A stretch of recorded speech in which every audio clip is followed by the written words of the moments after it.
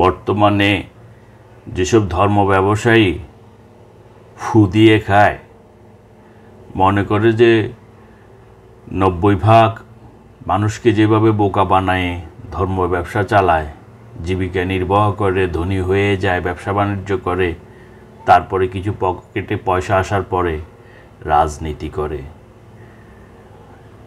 এখন ওই ধর্মান্ধ ধর্ম ব্যবসায়ীরা নামছে কি পিআর পদ্ধতি নিয়ে। বাংলাদেশের 95 ভাগ লোক পিআর পদ্ধতি বুঝে না, কিন্তু এটা বাস্তবায়ন করতে। কেমন রাজনীতিবিদ ভাই, কত উন্নত মানের রাজনীতিবিদ।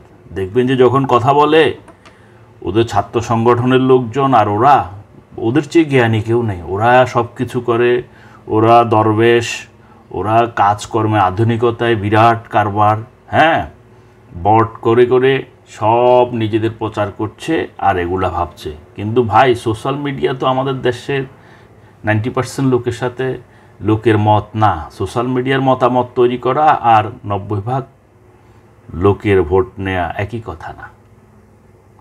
পিয়ার আগে নিজেরা বুঝুন, তারপরে জনগণকে বুঝান, তারপরে ওইটা মাঠে নিয়ে আসেন। না হলে 71-এর মতো আবার ব্যাকডেটেড হয়ে যাবেন। 82 বছর তো জন্ম হয়েছে, এরকম 182 বছরেও নামগন্ধ থাকবে না, পড়ে থাকবেন।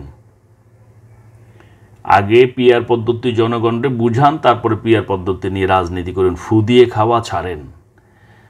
এরা যারা পিআর পদ্ধতি নিয়ে নাচানাচি করছেন, ওনাদের 90 ভাগ লোক যদি মাইক্রোফোনের সামনে এসে বলা হয় যে বর্তমানে কোন গণতন্ত্র চলছে, কোন প্রকারের গণতন্ত্র আমাদের সমাজে বর্তমান আছে, সেটারই উত্তর দিতে পারবে না। আবার চলে গেছে পিআর পদ্ধতিতে।